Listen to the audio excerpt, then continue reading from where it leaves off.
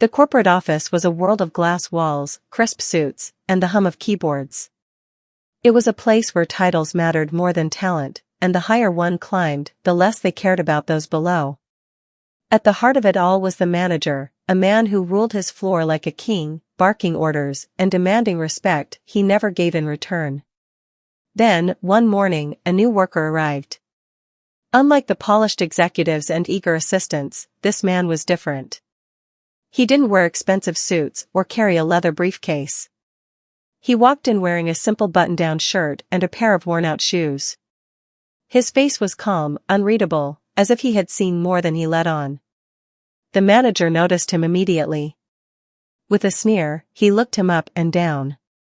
"Another nobody," he muttered under his breath. Without introduction, the manager decided to put the new worker in his place. "You, coffee. Black. No sugar. Now." His voice carried across the room, loud enough for others to hear. Some employees exchanged nervous glances. They knew how their boss treated newcomers, like dirt beneath his shoes. The new worker looked at him for a moment, his expression unreadable. Then, without a word, he turned and walked towards the break room. The manager smirked. "That's right," he muttered. "Know your place." Minutes later, the worker returned with a steaming cup of coffee. He placed it on the manager's desk without a word. The manager took a sip, and immediately spat it out, coughing. "What the?" He glared at the cup. "This is bitter." "Are you completely useless?" The employees froze. They had seen people lose their jobs for less. The manager's temper was legendary, and no one wanted to be caught in the crossfire. The new worker simply tilted his head. "You said black. No sugar." His voice was calm, too calm. A few people stifled nervous laughs. The manager's face darkened. "Are you trying to be smart with me?" The worker didn't answer. He just stared at the manager with the kind of gaze that made people uncomfortable. The kind that saw through masks, through arrogance, through power plays. For the first time in years, the manager felt something strange. Not anger. Not irritation. Unease. Who was this guy? And why did he feel like he was in trouble? The tension in the office lingered like an unspoken warning. The new worker didn't argue, didn't raise his voice, yet something about him unsettled the manager. Still, the manager shook off the feeling. He was in charge. And if this new guy thought he could challenge him, he had another thing coming. The day dragged on, and the manager made sure to make the worker's life miserable. He dumped a mountain of paperwork on his desk. "Have this done by lunch," he said with a smirk, knowing it was impossible. The worker looked at the stack of files, then back at the manager. "Isn't this your assistant's job?" he asked, his tone even. Gasps filled the room. No one ever questioned the manager. The manager's jaw tightened. "I gave you an order. If you can't handle it, leave." The worker didn't react. Instead, he simply sat down and began flipping through the pages. Hours passed, and the office buzzed with quiet murmurs. The worker showed no signs of stress. He wasn't rushing. In fact, he seemed to be studying the documents more than processing them. Employees stole glances, whispering among themselves. By noon, the manager strolled past the worker's desk, fully expecting to see an unfinished mess. Instead, he stopped in his tracks. The paperwork was done. Perfectly. The manager's fingers twitched as he grabbed the files, flipping through them. No errors. No signs of sloppy work. How? He cleared his throat, trying to mask his surprise. "Took you long enough," he muttered, tossing the files onto his desk. The worker said nothing, simply leaning back in his chair as if waiting for the next move. The manager wasn't done. For the next few days, he assigned the worker the worst tasks: cleaning up supply closets, fetching coffee, running errands meant for interns. And yet, nothing seemed to shake the man. He never complained. Never reacted. But something was happening. The other employees, those who had spent years under the manager's thumb, began noticing things. The worker asked questions. Simple ones, at first. About the company. About their work. About how things were run. Then, deeper ones. Do you ever get credit for your ideas? He asked one employee. Do you feel respected here? He asked another. People hesitated, then answered. And for the first time, they realized something. This wasn't just some new worker. He was observing. Analyzing. Studying the cracks in the foundation of the company. And the manager? He was too arrogant to see it. The office had always been ruled by fear. Employees kept their heads down, avoided confrontation, and silently endured the manager's arrogance. But something had shifted. The new worker wasn't just completing tasks, he was watching, listening, learning. At first, it seemed like casual curiosity. He asked employees about their work, their struggles, their frustrations. But soon, his questions dug deeper. Who approves budget cuts? He asked the finance team one afternoon. They hesitated. The manager, one of them admitted, glancing over their shoulder nervously. The worker nodded thoughtfully. And who benefits the most from those cuts? Silence. A few exchanged looks. They had never questioned it before. The manager's cuts always affected lower-level employees, the ones who worked the hardest but were paid the least. And yet, his own office had just been renovated. Expensive leather chairs, a new desk, custom lighting. The worker didn't say anything. He just smiled and walked away, leaving them with a thought they couldn't shake. Days passed, and the tension in the office grew. The manager was starting to notice. Every time he barked an order, the worker responded too calmly. Every time he tried to embarrass him, the worker handled it effortlessly. And worse, the other employees were paying attention. Whispers followed the worker wherever he went. People were opening up to him, trusting him in ways they never trusted their own boss. The manager's patience ran thin. Who do you think you are? He snapped one afternoon, stopping the worker in front of the entire office. Going around, sticking your nose where it doesn't belong? The worker looked at him, unbothered. Just trying to understand the company. The manager scoffed. You're a nobody. A temp. You think you can waltz in here and question the way I run things? The office fell silent. The worker tilted his head slightly. I never questioned you. A smirk played at his lips. I just asked others why they let you run things this way. A ripple of murmurs spread across the office. Employees exchanged glances. For the first time, the manager saw it, the shift in their eyes. Doubt. A flicker of anger flashed across his face. This man wasn't just a worker. He was dangerous. And the manager wouldn't let him win. The office had always been ruled by fear. Employees kept their heads down, avoided confrontation, and silently endured the manager's arrogance. But something had shifted. The new worker wasn't just completing tasks, he was watching, listening, learning. At first, it seemed like casual curiosity.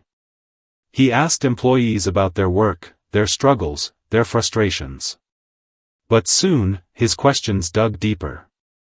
Who approves budget cuts? He asked the finance team one afternoon. They hesitated. The manager, one of them admitted, glancing over their shoulder nervously. The worker nodded thoughtfully. And who benefits the most from those cuts? Silence. A few exchanged looks. They had never questioned it before. The manager's cuts always affected lower-level employees, the ones who worked the hardest but were paid the least.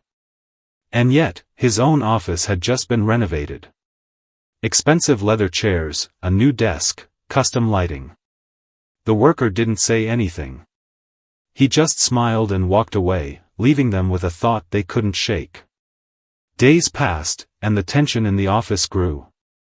The manager was starting to notice. Every time he barked an order, the worker responded too calmly. Every time he tried to embarrass him, the worker handled it effortlessly. And worse, the other employees were paying attention. Whispers followed the worker wherever he went. People were opening up to him, trusting him in ways they never trusted their own boss. The manager's patience ran thin. "Who do you think you are?" he snapped one afternoon, stopping the worker in front of the entire office. "Going around, sticking your nose where it doesn't belong?" The worker looked at him, unbothered. "Just trying to understand the company." The manager scoffed. "You're a nobody. A temp. You think you can waltz in here and question the way I run things?" The office fell silent. The worker tilted his head slightly. "I never questioned you." A smirk played at his lips. "I just asked others why they let you run things this way." A ripple of murmurs spread across the office. Employees exchanged glances. For the first time, the manager saw it, the shift in their eyes. Doubt. A flicker of anger flashed across his face. This man wasn't just a worker. He was dangerous. And the manager wouldn't let him win. The manager sat in his office, fingers tapping against his desk. The unease gnawed at him. That new worker was becoming a problem.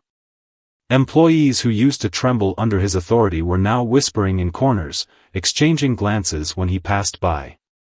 The balance of power was shifting, and he could feel it slipping from his grasp. He wasn't about to let that happen. That morning, the worker walked into the office like he always did, calm, observant, unshaken. The manager was waiting. "You. My office. Now." The worker didn't hesitate. He followed, stepping inside as the door shut behind him. The manager leaned back in his chair, a smirk curling on his lips. "You think you're clever, don't you?" he said, voice dripping with condescension. The worker didn't react. The manager's smirk widened. "You like asking questions? Let's see how you handle some real work." He slid a thick folder across the desk. "You're in charge of the quarterly reports. All of them. Data, analysis, recommendations. I want it on my desk by tomorrow morning." The worker glanced at the file. Hundreds of pages. It was an impossible task. But the manager wasn't done. "And while you're at it, the storage room needs organizing. Shouldn't take you more than a few hours." That was a deliberate trap, an excuse to keep him away from his real work. The worker's expression remained neutral. "That all?" The manager's smirk faltered for half a second. He had expected pushback, frustration, not this calm indifference. "That's all," he said, regaining his confidence. "Let's see if you're as smart as you think you are." The worker nodded and walked out without another word. By lunchtime, the office was buzzing. Everyone knew what the manager had done. Everyone knew it was sabotage. One of the employees whispered, "He won't finish that report in a month, let alone a day." Another added, "And the storage room? It's a disaster. He's going to fail." But by late afternoon, something strange happened. The worker emerged from the storage room completely unfazed. The place that had been a chaotic mess for years was now neatly arranged, every file, every document in perfect order. Employees stared in disbelief. And when night fell, a handful of workers stayed behind, expecting to see the worker struggle with the reports. Instead, they saw something unbelievable. He was flying through the data, organizing numbers, spotting patterns, writing detailed insights like an expert. By midnight, the full report was done. By morning, it was on the manager's desk. Flawless. Not just complete, better than anything the manager had ever produced. When the manager arrived and saw the report, his face paled. He flipped through the pages, looking for errors. There were none. His fingers trembled as he shut the folder. The new worker was too good. Too efficient. Too knowledgeable. And for the first time, the manager felt something he hadn't felt in years. Fear. Who was this man? The manager gripped the edges of the report, his knuckles turning white. The morning sun streamed through his office window, but all he felt was the cold sweat forming on his back. The report was perfect. Not a single mistake. Not a single missed detail. How? He had designed this task to be impossible. It was supposed to break the worker, humiliate him, and show the office who was really in charge. Instead, it had done the opposite. Now, whispers filled the office halls. Did you see that report? He finished it in one night, better than the manager ever could. Who is he, really? The manager slammed the report onto his desk, his frustration boiling over. He was losing control. And he couldn't allow that to happen. That afternoon, he called for an emergency meeting. Every employee was gathered in the conference room, the air thick with tension. The manager stood at the front, his usual smugness replaced with something sharper, desperation masked as authority. I called you all here because I've noticed something disturbing, he began, his voice sharp. There's been a shift in attitude lately. A lack of respect for leadership. And I won't tolerate it. Employees exchanged wary glances. The worker sat in the back, silent, observing. The manager's eyes flickered to him, his jaw tightening. There is a chain of command, the manager continued. And no matter who you are, where you came from, or what you think you know, you are beneath me. Silence. Then the worker spoke. Interesting, he said, his voice calm but carrying weight. And what exactly makes you above everyone else? The room stiffened. The manager's nostrils flared. Excuse me? The worker leaned forward, resting his elbows on the table. Is it your leadership skills? Your ability to motivate your team? Or is it just that title on your office door? A hushed murmur spread through the room. The manager's face turned red. Watch your mouth, or you'll regret it. The worker tilted his head. Why? Because I asked a question? The employees were staring now, their gazes shifting between them. And for the first time, they were seeing the cracks. The manager wasn't strong. He wasn't respected. He was feared. And fear only worked when no one dared to challenge it. The worker had challenged it. And now? The entire office was watching. The manager slammed his hands on the table. Enough. His voice cracked with rage. You're finished. Get your things and get out. The worker didn't move. Instead, he smiled. If that's what you want, he said smoothly. But before I go, I'd like to make an announcement. He stood up, buttoned his sleeves, and turned to the room. There's something all of you should know about me. The manager's stomach twisted. This was it. This was the moment everything would fall apart. Silence gripped the conference room. Every eye was on the worker as he stood, his expression calm, his voice steady. There's something all of you should know about me. The manager stiffened. His pulse pounded in his ears. This worker, this nobody, had been undermining him for weeks, turning the employees against him. And now, he had the floor. The worker took a slow breath before speaking again. I'm not just an employee here. Murmurs rippled through the room. Confused glances were exchanged. The manager forced a laugh, though it sounded weak. Oh? Then what are you? The janitor? The worker's gaze remained locked on him, unshaken. I own this company. Dead silence. A single breath, a single heartbeat, then chaos erupted. Wait, what? He's joking, right? The CEO? No way. The manager's face drained of color. No. No, no, no. This had to be a lie. This worker, this lowly, quiet, unbothered man, was the CEO? The worker, no, the CEO, pulled out a sleek black badge from his pocket and placed it on the table. The official insignia of the company gleamed under the fluorescent lights. It was real. The employees stared in shock. For weeks, they had thought he was one of them, just another worker, struggling under the manager's iron grip. But the truth was far more powerful. He had been watching. Studying. Learning. He hadn't just come to work, he had come to test them. And the manager? He had failed. Miserably. The manager's throat was dry. He opened his mouth, but no words came out. The CEO turned toward him, his eyes unreadable. You didn't recognize me, did you? The manager swallowed hard. This is a joke. A prank. You're lying. The CEO tilted his head. Am I? Then he reached into his pocket and placed his phone on the table. The screen lit up. A news article. A recent news article. Top CEO goes undercover to investigate workplace conditions, shocking results expected.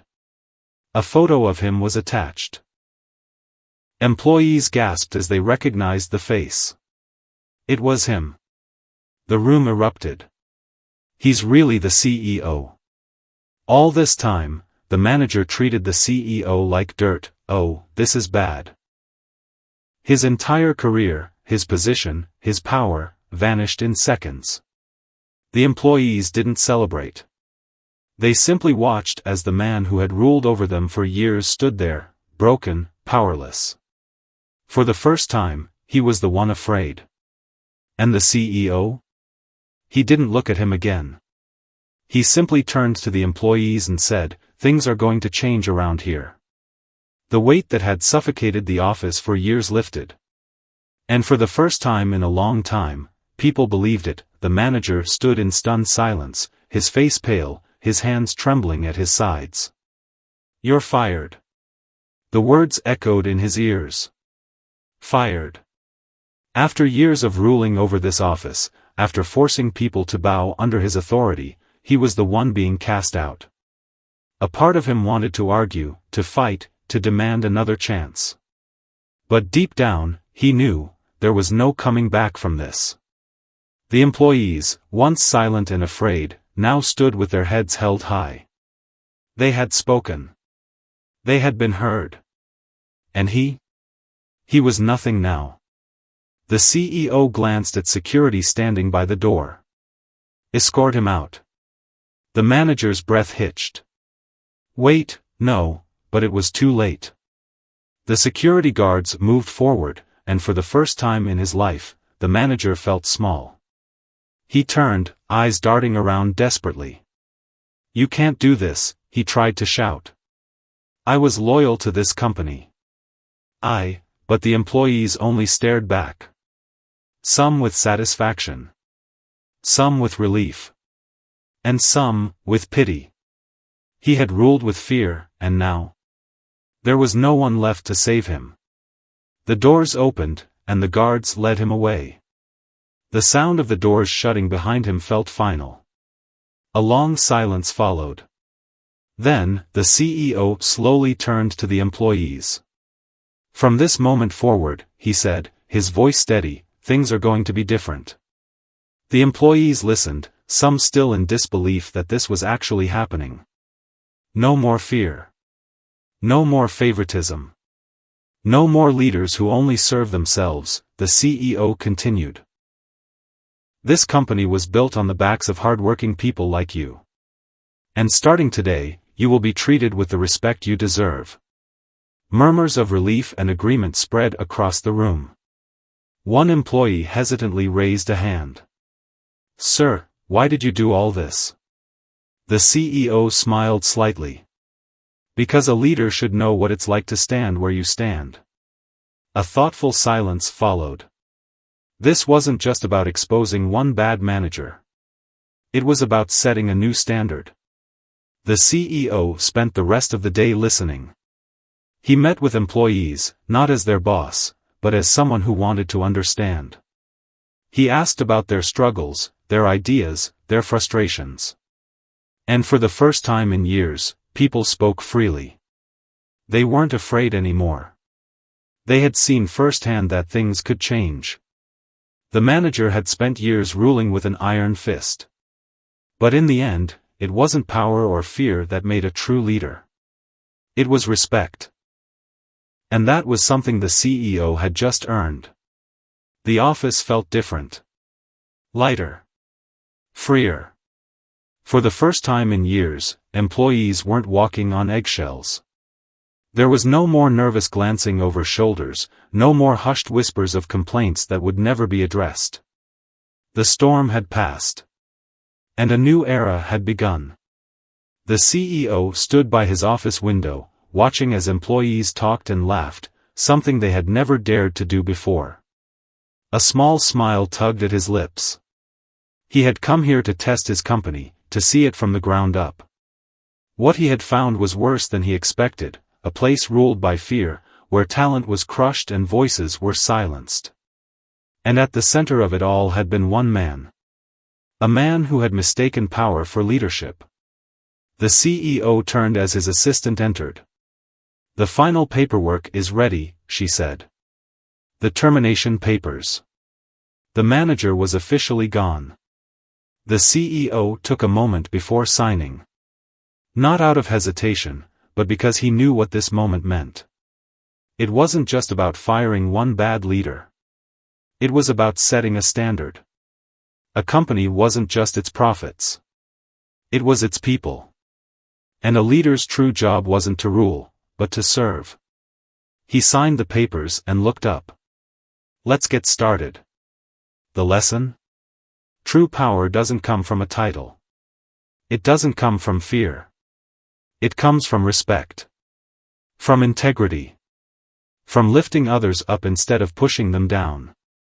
And those who lead without those values will always fall in the end.